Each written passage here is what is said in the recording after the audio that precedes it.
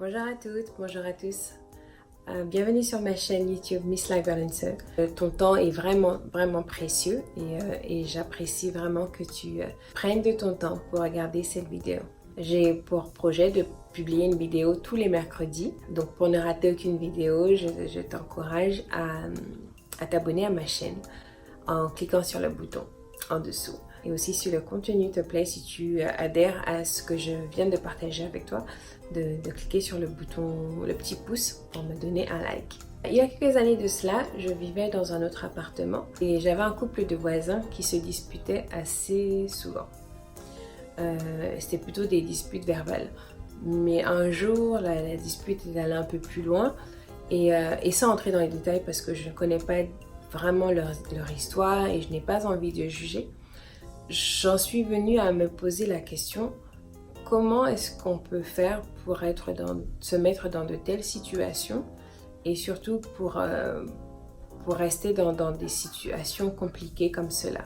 Pourquoi lorsque l'on est dans une relation toxique, pourquoi est-ce que l'on reste? Donc je me suis demandé aussi comment est-ce que certaines personnes peuvent avoir des comportements aussi extrêmes, comme tromper son partenaire, avoir une instabilité sexuelle, se mutiler ou avoir des altercations physiques dans le couple. Et je me suis interrogée longtemps et je crois que l'une des raisons que l'on pourrait avancer, c'est s'aimer soi-même.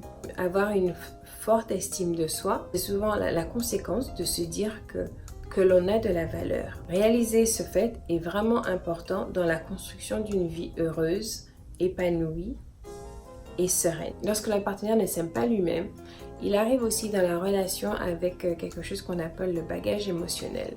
On vient tous avec notre passé, avec nos bagages. Mais avons-nous conscience du type de bagage que nous apportons dans une nouvelle relation? Lorsque le partenaire ne s'aime pas lui-même, avec cet excès de bagage émotionnel, cela va influencer son amour pour soi-même, mais aussi sa confiance en lui ou sa confiance en elle. Et d'un autre côté, le partenaire qui fait face à cela va essayer de compenser cela en donnant beaucoup et en faisant beaucoup d'efforts avant, à la fin, d'être fatigué et de s'interroger sur la relation et d'abandonner le cas échéant. Ce type de relation est basé sur une mission impossible. C'est être dans l'incapacité de donner à l'autre ce dont il a le plus besoin.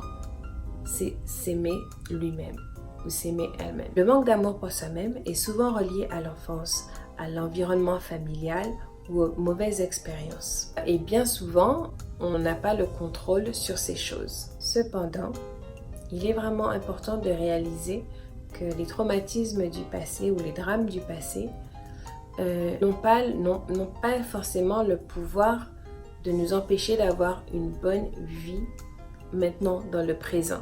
Chaque être humain a en lui la force de dire stop, ça suffit maintenant. On arrête. Bien sûr, cela prend beaucoup de courage, beaucoup de volonté et pour sûr beaucoup d'estime de soi. Il faut juste prendre la décision de le faire et avoir beaucoup de discipline pour tenir cette décision. Et comme tu travailles de développement personnel, cela va prendre du temps, de l'énergie et beaucoup de persévérance. S'aimer soi-même veut dire que l'on reconnaît sa grande valeur et qu'on attend le meilleur pour soi-même. Donc cela prend beaucoup de sens en se disant qu'on trouve l'amour en s'aimant soi-même d'abord. Comment peut-on apprendre à s'aimer soi-même?